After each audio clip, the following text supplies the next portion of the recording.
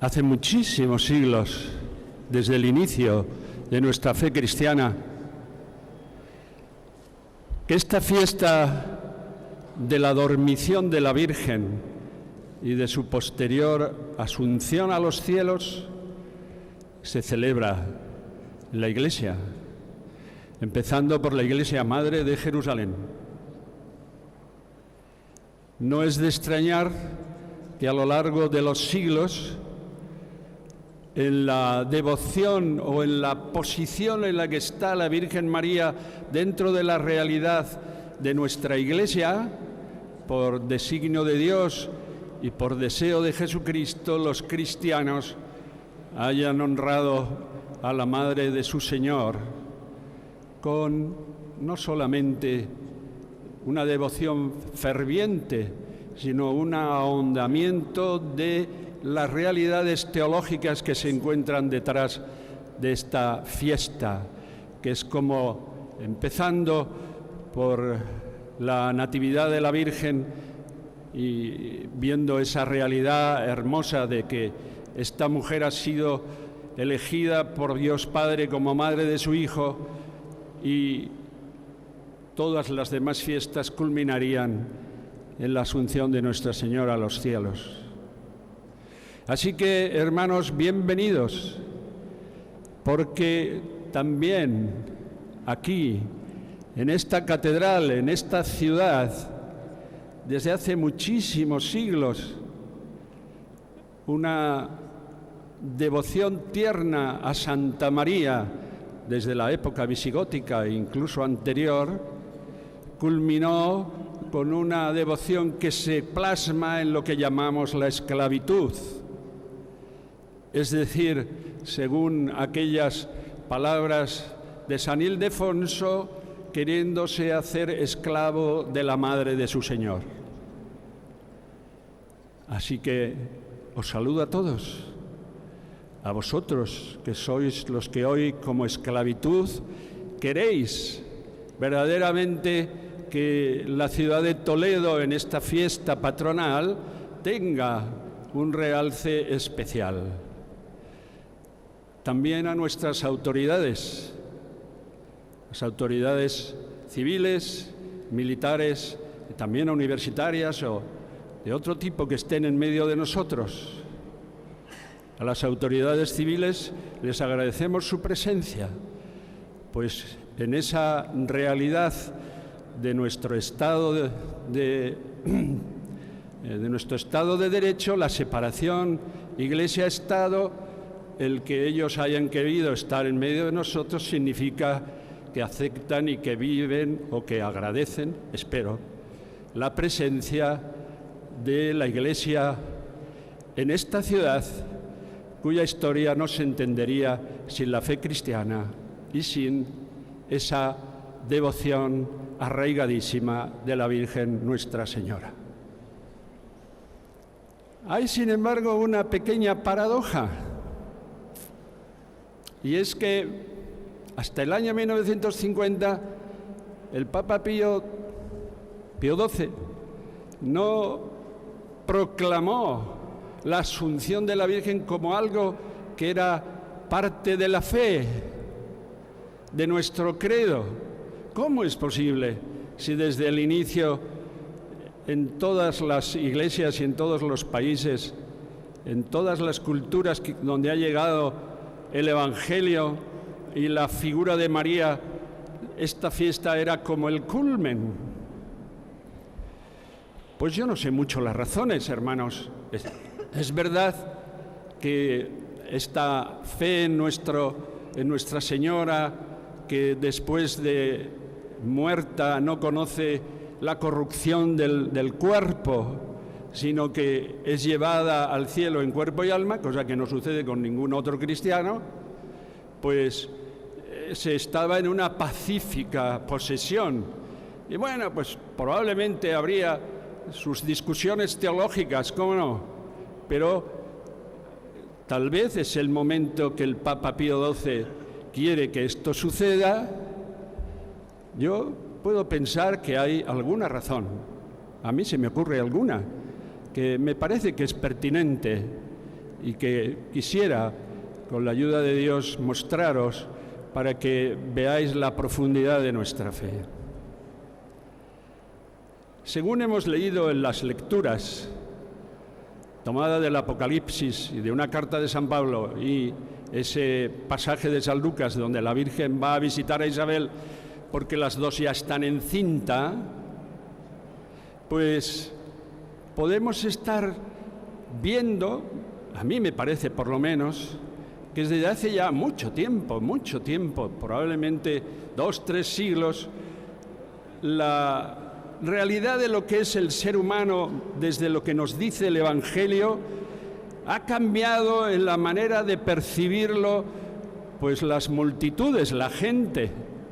Y ahí hay toda una serie de dificultades para la vivencia de la fe que a mí no me gustaría que vosotros tuvierais. Porque, ¿qué es lo que nos dice la Escritura de los que somos cristianos? Empezando por la Virgen, que hemos sido creados por un acto de amor de Dios,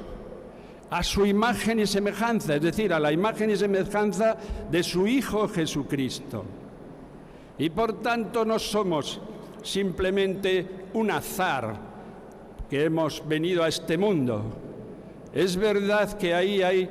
en esa creación del ser humano, mujer y hombre, una debilidad que nace justamente de que Dios quería un ser que pudiera interlocutar con Él, hablar con Él, dirigirse a Él, y por eso nos dio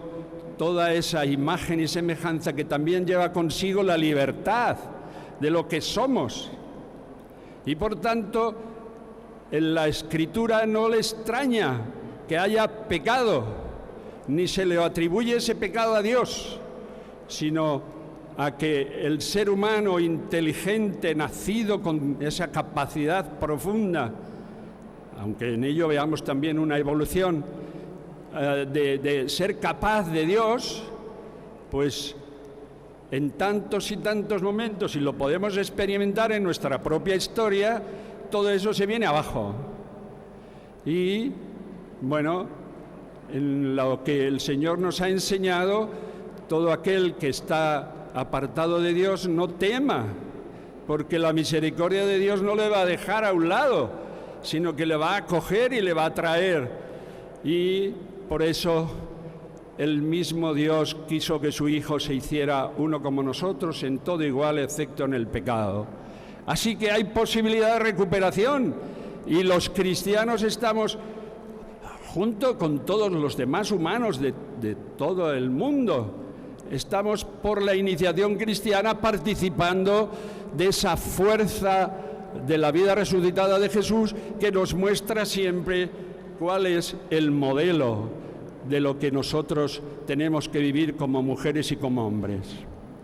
Aquí es donde está la realidad maravillosa de esta mujer de Nazaret, sencilla, pero de corazón abierto, de capacidad inmensa, porque no tiene nada que quedarse para ella, sino para el Dios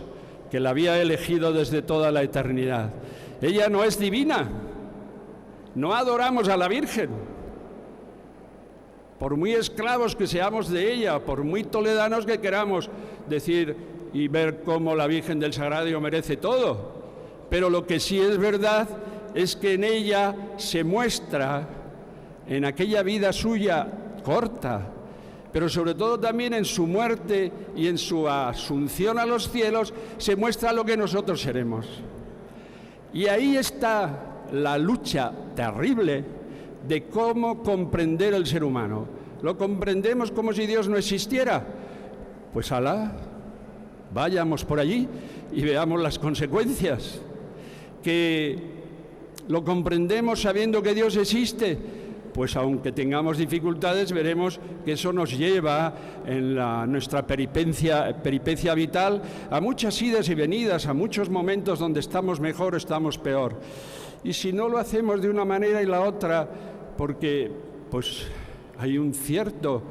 rechazo de lo que es Dios en la vida concreta, y bueno, se va mostrando ahí toda una serie de ídolos que nos van quitando la capacidad que tenemos de lo trascendente, de lo divino.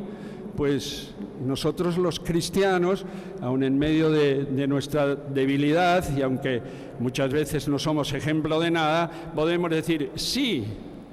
yo puedo ser tan malo como tú, pero tengo a Jesucristo y tengo a alguien de nuestra naturaleza, de nuestra humanidad, que ha sido glorificada, María de Nazaret, Madre de mi Señor. ¿Veis entonces, hermanos, que en el horizonte actual nuestro, esta es una realidad? Que muchas veces creemos que la fe, pues son cosas abstractas y difíciles, incomprensibles para una vida moderna, que yo no sé lo que es una vida moderna, porque uno tiene ya un lío metido en la cabeza de lo que es moderno o lo que no es moderno, que mejor ir a la Escritura y ver que lo natural no es el pecado, que lo natural no es blasfemar de Dios, que lo natural no es apartarse de este ser trascendente, único y diferente, que lo natural no es vivir la vida sin tener una referencia que nos haga comprender cómo es nuestra existencia y que nos haga relacionarnos con los demás según el mandamiento de Jesucristo. Amaos los unos a los otros como yo os he amado. Esta es una voz tenue en el mundo y nosotros los cristianos lo tenemos que hacer más grande, porque hay mucha gente que espera,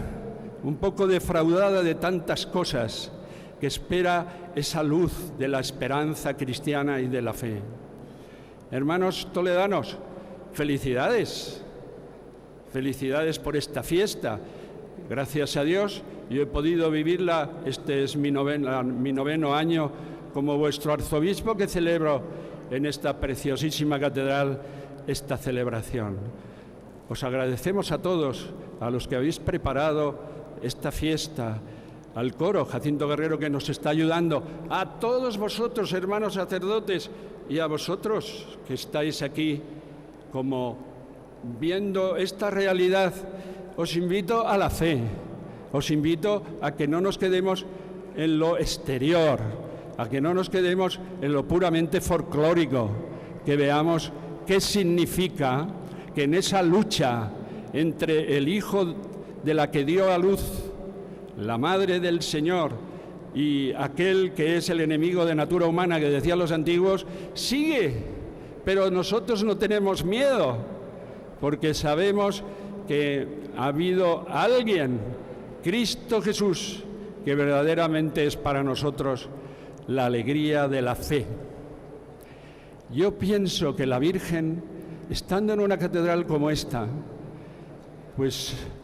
toda la obra de la salvación se puede entender como este conjunto inmenso de lo que es una catedral. Y la Virgen tiene su puesto en imágenes bellísimas, empezando por Nuestra Señora del Sagrario, la Virgen Blanca, Nuestra Señora de Toledo, como ayer recordaba el obispo auxiliar, y tantas imágenes que podéis ver por tantos sitios. ¿Qué significa? Que esto no es un barullo, esto es una realidad organizada como arquitectura, como escultura y sobre todo como un ámbito de sacramento donde se ve el misterio de Dios. Necesitamos esto, hermanos, necesitamos vivirlo con fuerza y con alegría. Dios os bendiga y sea para vosotros esta una fiesta mirando a la Madre del Señor, que nos conoce y nos lleva en su corazón.